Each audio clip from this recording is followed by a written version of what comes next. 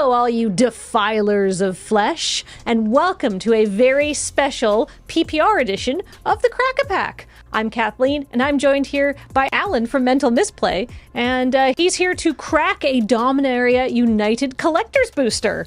Awesome. I'm super pumped. I love collector boosters, and they've been going all in on like making them super extra shiny looking all over. So I'm psyched to rip this thing open. Yeah, all right. Let's get after it. We're the last duo of people to go, so Alan has been waiting the longest to open this booster. They made them harder to open recently. They use like heavy glue on these. I noticed with Baldur's Gate, like they're hard to rip these things open. I feel that adds to the anticipation. Mm-hmm. Let's check out this token first. We got a goblin and a bird. Okay, solid. All right, I love the double-sided tokens. They are cool. The foil ones are really pretty. They're just useful to have. If you need goblins and birds at the same time, I suppose. They're pretty, and because they're foil on both sides, they stay real nice and flat. I'd love that. So we got Impede Momentum, sorcery, 1 in a blue, tap target creature and put 3 stun counters on it. And it's got stun counter if a permanent with a stun counter will become untapped, remove 1 from it instead. So it taps it down for a while. And it's got scry 1 as well. It's sorcery. That's good and limited. Yeah, that's gonna tempo somebody or slow them down, that sort of thing. Stun counters are fun. Are the stun counters in the pre-release box? Is that something we can pop out and put on people's stuff? Yeah, absolutely. We got Broken Wings. All right, love a green, kills things with flying. 2 and a green, instant, destroy target artifact, enchantment, or creature with flying. And it's got the Weatherlight fighting some sort of like sick bone dragon on it. Love a bone dragon. Is it regular Weatherlight or Phyrexianized? No, it looks like the completed Weatherlight for sure. Oh. The art on this is actually super dope too. I'm sure things are going well for our heroes. They're doing fine. They're fine. Their ship got an upgrade. They brought it to exhibit. He made it look super flashy. We got Captain's Call. Love it. 3 and a white sorcery. Create 3 1/1 white soldier creature tokens. And this art is really weird for this card. It's very much like I'd expect a bunch of soldiers on it, but it's not. It's like some crystals going on. The crystals have like soldier faces in them, so it's like sort of, arty. This guy looks like a hardo. We got Yavimaya Steel Crusher, an Ape Warrior, 1 and a red for a 2/2 enlist. And it's got 1 sacrifice Yavimaya Steel Crusher, destroy target artifact. And it's like choking out some sort of artifact snake or something on there, which I love. That's a cool card. The art's super dynamic. He's badass looking. It's ape. It reminds me of so many of my coworkers here. I love it. You ready to run? Crushing artifacts? Yes. Constantly. We've got Strength of the Coalition, 1 green instant. It's got kicker, 2 and a white, and target creature you control gets 2/2 until end of turn. If it was kicked, put a 1/1 counter on each creature you control. And it looks like there's some crazy angel action going on in the background there. That seems... It's cool. That seems good. Yeah. That seems very good. Viable. And that's at the uncommon slot, too. So we got Tear Asunder, another green instant, 1 and a green, kicker, 1 and a black. Exile target artifact or enchantment. If this spell was kicked, exile target non-land permanent instead. Okay, so that's a hefty cost for more removal, which is cool. I guess it makes it like more versatile. And Golgari is interesting to have exile as well, right? Yeah, if you're playing black, you're just happy to have a way to get rid of an enchantment, honestly. Yep. So, every one of them, I'm like looking at the art and figuring out what's going on. This is also great. There's some like crazy stuff going on in every one of these. We got one of these foil stained glass mountains. So I'm usually like kind of roll my eyes at the stained glass stuff, and I seen these and I've been waiting to see one in person. This is my first time seeing one in person, and they look cool. They look good. So I'm psyched to see that they look better than anticipated. I'm like sitting here like moving it all over the place. I mean, other people have said this, but every time one of the new like fancy full art land treatments comes out, it's like, oh, I'm going to get a set of those for my draft land. But this I might actually do. It's very beautiful.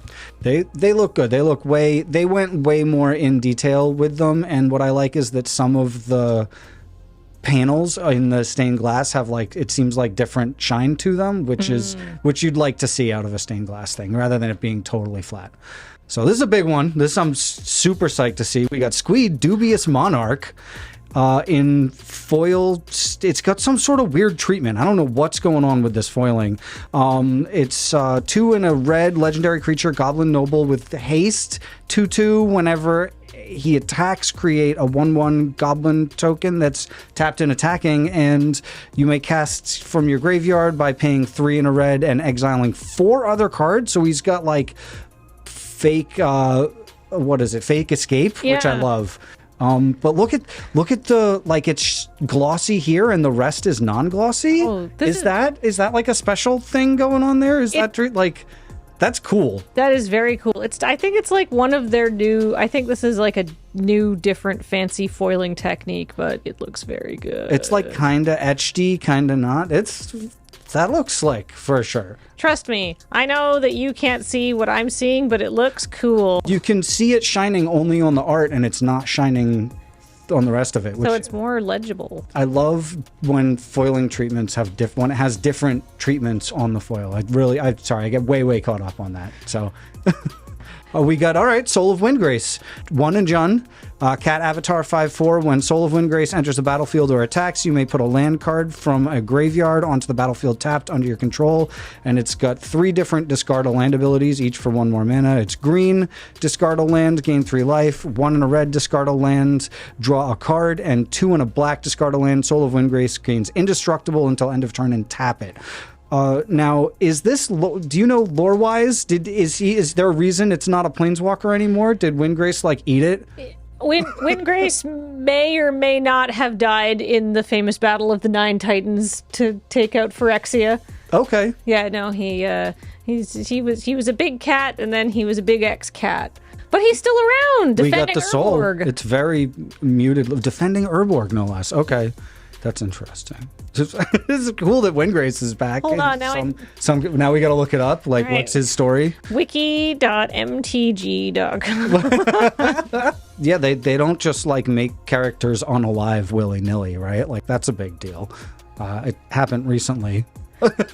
Multiple times to multiple characters. According to, I no-scoped that. I did the thing where I'm pretty confident about this. I actually do competitive trivia. Okay. So, I did competitive trivia before you couldn't go anywhere to do trivia because of the Pandini. But you just have to think, yeah, I'm pretty sure I know this. And the first paragraph of his MTG wiki entry is Lord Windgrace was a Panther warrior planeswalker. He was one of the 9 titans that Urza gathered to fight Phyrexia, and after his death, he became the protective avatar of Urborg. You just hit every note. It was 10 out of 10 on that. So somebody would buy me a nice drink for getting that correctly at a trivia night. Ding, ding, ding, ding, ding, with the confetti to come down and all that, full on. If you would like to mail me confetti or nice drinks.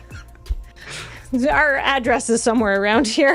Let's keep going and appreciate how cool that looks in foil. What's next? It looks good. We got a Extendo. We got the widescreen Llanowar Loam Speaker. It's a rare 1 and a green. It's a 1/3 elf druid, so both types here. Add 1 mana of any color. You tap it to add 1 mana of any color, and then tap it, and target land you control becomes a 3/3 elemental creature with haste. Until end of turn, it's still a land. Activate only as a sorcery. That's pretty cool for... that's pretty hot for 2 mana, for sure. I like that it's a dork that makes any color, and a land matters deck or a land's attacking deck. That's going to be huge. It's cool that it's got elf and druid. I didn't realize that. Is it Finhorn Elves or Elvish Mystic? One of them is they retcon to also be a druid as well, which I didn't know. I was like, oh, somebody was playing in like a druid tribal deck, and they were like, it's a druid. I was like, oh.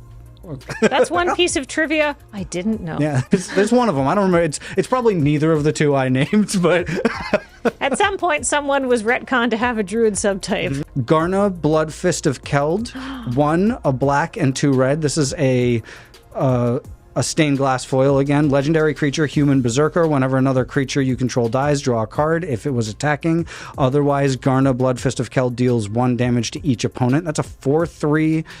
It's draw a card. This I've read this in my sealed pool as well, and it took me like 3 reads to kind of figure it out. It's cool. You get card draw. That's the only part that I see. I'm like, card draw. Yeah, it's good. So Garna says, everybody get in there and fight, and then when they all hit a big wall and die, you draw some cards. Mm-hmm. And if they weren't attacking, she's like, hey, you killed my dude while he was blocking. I'm going to deal damage to you back. To each opponent, which is pretty cool. It hits everybody. So if you can go like with the aristocrat style and deal damage to people that way, otherwise, it's rewarding you for attacking, is that red-black? That's in red-black, yep. Does it go into aristocrats? There's the line. Next we got Ramirez de Pietro, Pillager. It's the pirate, and he's still alive in this one. We got 2, a blue and a black. Human pirate 4/3. When Ramirez de Pietro, Pillager, enters the battlefield, you lose 2 life and create 2 treasures, which is awesome to see treasures in this set. There's not a lot of treasury stuff going on in this set, right? I don't think so. Whenever 1 or more pirates you control deal combat damage to a player, exile the top card of that player's library. You may cast that card for as long as it remains exiled. So it's doing like fakey Timna stuff, which I love. I love seeing this continuous 1 or more creatures you control deal combat damage to a player, because it means it's encouraging you to hit everybody all the time, which or to hit each. I'm thinking of it purely from a commander standpoint, right? It's encouraging you to swing on everybody, which I love seeing. Yeah. So just get out there and get into the red zone. What happens if the game ends early? Good, you get to play more commander. Yeah. and it's pirates, not creatures, so it's a cool pirate tribal thing. We got it's Joyra, Ageless Innovator, Human Artificer. You seen? He's just like him? He's just very handsome. I like Ramirez de Pietro. Dashing. I mean, he's got the jaunty eye patch. It's a good pirate. He's got a big hat with a small feather in it. No, it's a big feather. I was like, is that part of his hat? There's a lot going on there. Joyra, Ageless Innovator, real low mana cost. We got blue-red, easy peasy. There's a lot going on this art too. We got like the whole Weatherlight crew. Tap it, put 2 ingenuity counters on Joyra, and then you may put an artifact card with mana value X or less from your hand onto the battlefield, where X is the number of ingenuity counters on Joyra, and she's a 2/3. This is wow. That card does a lot. It puts artifacts into play for cheats artifacts into probably play. Not broken. That's all you need. It probably takes a while to get going though, right? So you're probably not going to be putting down like any 7-drop artifacts or something like really quickly. Yeah, you'd have to untap her a couple times first. I don't know. My head's not in it as far as how to make that happen immediately, but I guess it specifically proliferate in blue, for example. Right, okay, so proliferate will get you there. Fine. That makes sense. There's a couple things that'll get you there, but I like it. It seems fun. There's some cool artifacts now too. I'm going to see that card on the battlefield across from me when I'm playing Commander, and I'm going to be like, oh, danger. Yeah, it's going to drop some heaters out there for sure. We got Joda. Nice. Joda the Unifier, and it's full Wooburg, non-foil but stained glass. Love it.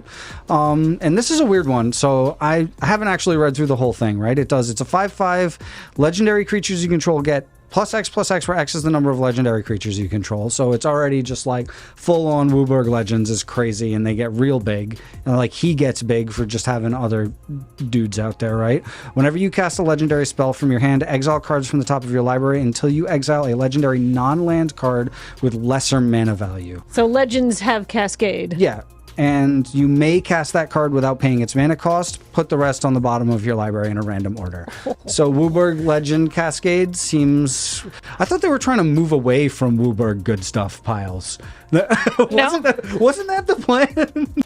No, I think the plan was to double down on Wooburg good stuff piles. I guess making it cost Wooburg is like a restriction, right? Is that a downside? No, that's good for Commander, right? I mean, it's harder to cast... But it means you get everything. It does mean you get everything. You get everything you want. So it's a wild card. People are going to have... This thing's going to be scary. It's going to get real... And it's across the board, too. So all your legends just get massive, huge. All right, last one. It's going to be shiny. Maybe not. Who knows? It's going to be showcase card. I can't remember what they name each... There's like each slot in these packs have like a different name, I think. Or I remember in set boosters they definitely do. I don't know if they do in the collector booster, but here we go. It's a foil stained glass Rivaz of the Claw. This is amazing artwork. This is like a super buff dragon boy on this. He's like a buff boy. Oh my god. That boy's so buff he could be on the side of a van. Yeah, He's got a big sword. He's a Vashino Warlock, Menace 3/3.